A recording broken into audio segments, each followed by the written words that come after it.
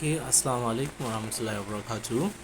So in this video inshallah zan yi explaining yadda ake creating slice text, ma'ana text ne za ku ga an yi amma kaman an yanka shi haka, kuma text din za a iya amfani da shi wajen creating logo ko kuma irin wajen wani rubutu da haka wanda ya shafi design wanda ake bukatan text din mai kama da haka. So farko mu shiga Canva, ga Canva zan bude. Bayan Canva ta bude, normally dama size din da ake creating din logo shine 500 pixel by 500 pixel, ma'ana girman shi 500 sorry, tsawon shi ma 500. so zan iya shiga plus din nan, wannan plus din da kuke gani a nan, gashi nan wurin na yi cycling nan zan taba. So bayan na shiga plus, daga nan sama za ku ga akwai custom size gashi nan. So wannan custom size din zan taba. Shi custom size ana yin shi ne dama in zaka creating design wanda yake da wani size wanda babu shi a Canva, ko kuma kana son already kawai kai creating design daga farko. So bayan na sa size din, wannan shine size din normal logo ko kuma irin Instagram images da kuke ganin ana posting, ko kuma profile pictures na irin WhatsApp haka da sauransu. Size din su kenan a design 500 pixel tsawo, fadi ma 500 pixel. So now create design, na taba create design. So bayan ya bude automatic Canva dama in kai creating design za ta nuno ma suggestion na templates. So gashi nan za ta bude, gashi nan ta nuno templates din. So tunda ba ma bukatan templates din, ba da su za mu yi amfani ba, sai mu kama nan sama. Idan muka kama nan sama sai mu jawo kawai, sai mu janye templates din. So yanzu ga page mu empty page gashi nan, za mu fara creating din wannan slice text. So next thing da za mu yi shine sai mu shiga plus din nan. Shi wannan plus din ana taba shi ne idan za ka sa icons irin su elements, text, image ko video ko wani abu. So za mu shiga plus, and then idan kuka lura bayan mun shiga plus din, daga nan kasa akwai wasu alamomi ga su nan sun tafi haka, templates, elements, gallery ga su nan. So muka yi sliding muka tafi zuwa dama, za ku ga text, sai mu shiga text din. So idan mun shiga text, next abin da za mu yi shine sai mu zaba wannan heading din mu sa, tunda rubutun da za mu sa in this case kaman heading ne, babban rubutu ne, sai mu sa heading. So bayan mun sa heading, next sai mu zo nan mu shiga edit, ga edit, and then sai mu goge wannan, sai mu rubuta abin da muke so mu sa. In this case HB ne muke example da shi kaman a design din na bada. So za mu yi increase din size din ta hanyar kama wannan roller din mu ja, ko kuma mu zo nan a nan kasa ga yanayin da aka rubuta font size, sorry, nan kasa ga yanayin da aka rubuta font size, sai mu shiga ta wurin, sai mu rubuta size din a nan za mu iya rubuta size din, ko kuma mu kama wannan roller din mu ja sai ta ƙara size din. So duka inda muka yi za mu iya ƙara size din, kun gani gashi. So now bayan mun ƙara size din, the next thing shine sai font din da za mu yi amfani da shi, sai mu canza font din rubutun. In this case idan za mu canza font sai mun selecting text din. So mun selecting text, yanzu sai mu zo mu shiga daga nan ƙasa ga yanan an rubuta font. So font din da muke amfani da shi a wannan design din shine ake ce ma Morta Textura. Gashi nan a nan font din Morta Textura. Idan mutum bai taba amfani da shi ba, idan ya zo shiga wajen design din zai ga bai ganin shi nan. So instead of kai ta bata lokaci, sai ka shiga nan wurin searching din nan, calligraphy or open sans. So sai mutum ya searching, sai ya rubuta sunan font din Morta Textura, ko Morta din mutum kawai ya sa, font din zai fito. Sorry, I want to search don gwada muku inda misali Morta. So ko Morta din muka sa kuma gashi ya fito. So tunda shi muke nema, sai mu selecting din shi, mu apply din shi, muna taba shi zai apply ga rubutun, gashi nan yanzu ya hau. So za mu iya ƙara increasing din shi if we are not satisfied with the size din. So bayan mun sa wannan size din, sai mu saita shi tsakiya. Muna iya zuwa under shape position, sai mu sa center. So everything is at the center now. Next sai mu shiga plus again, za mu shiga plus gashi. Bayan mun shiga plus sai mu tafi wurin elements can baya, mun shiga elements gashi yanzu. A nan sama sai mu searching layi muke so mu samu, amma layin karkatacce, sai mu searching din curved lines.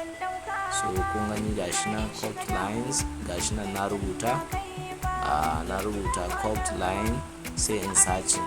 So next sai mu searching kawai, sai mu search.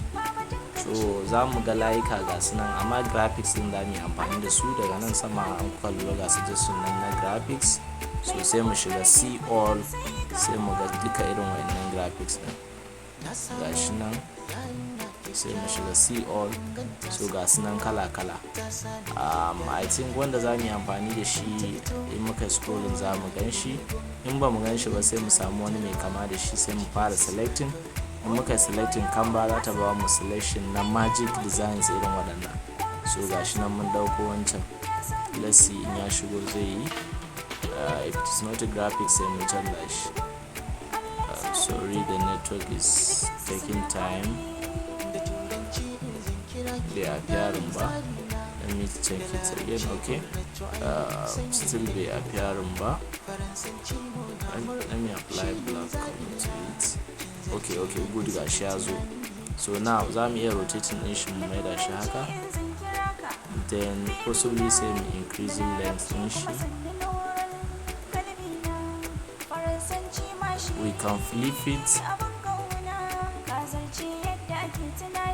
Good.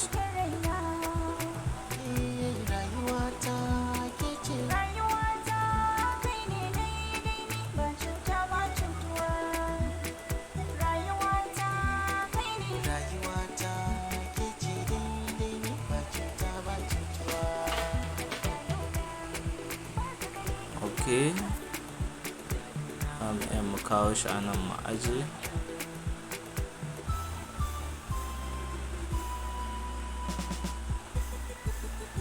So bayan mun aje shi aka sai mu duplicating din shi. Idan za mu duplicating wato kaman photocopy sai mu taba wannan plus icon din. In mun selecting elements din sai ya zama duplicate. So next wanda muka yi duplicating din sai mu canza mai kala. To change color sai mu taba wajen color din, sai mu sa mashi faran kala. Then we can now shift it a bit. Za mu yi amfani da notch. Shi notch dama ana amfani da shi wajen matsawa da small matsawa haka. So ga shi nan mun shifting din shi. Wancan sun black din ne. Okay, I want to shift the other one a bit.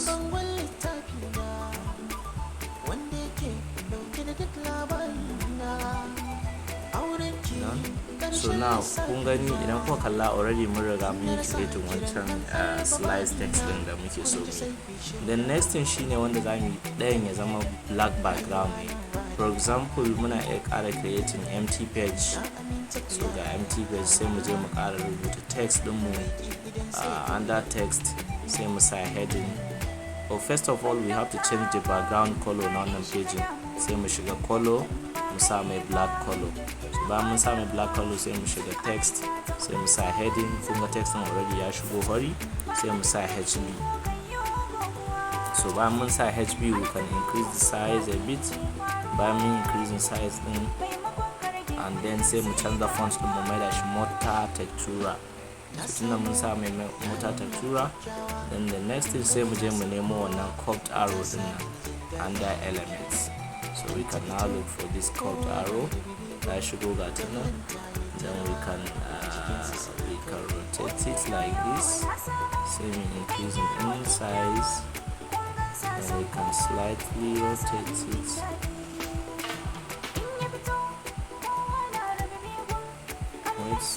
Let's flip it.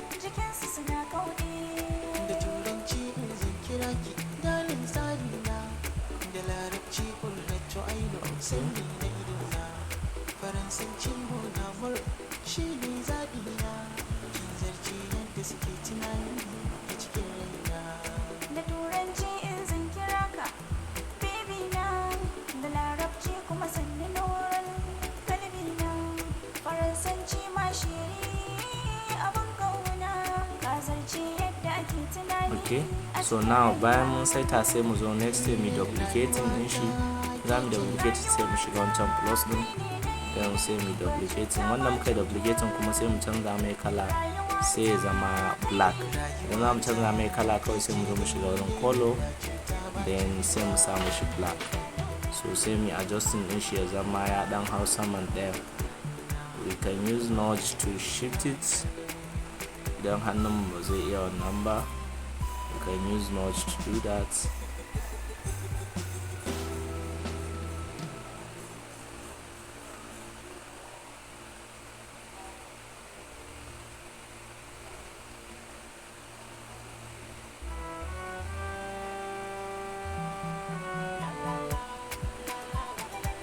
So I think with this kun ga mun riga mun create wannan HB design da muke so mu create.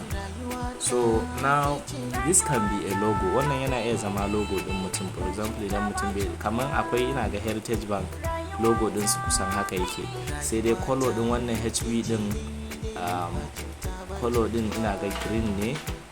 Yes, sai waɗannan kuma possibly akwai wanda yake da maybe ja ciki. No, ba shi ne ba na face din sama ja ba, na bayan shi din ne.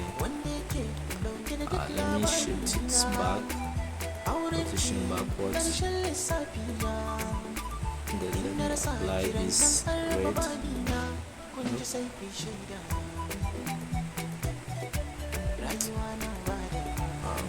Control Z. Let me shift it forward. Can ɗayan nake son canza.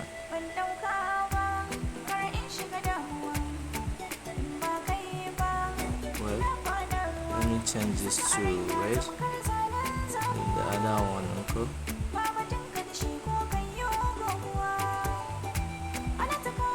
Let me use notch to shift it.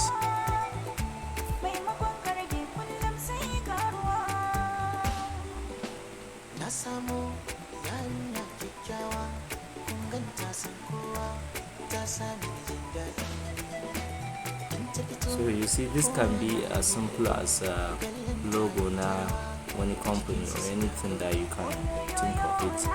So wannan shine kawai yadda ake amfani da Canva ana making irin slice text haka. So that is it.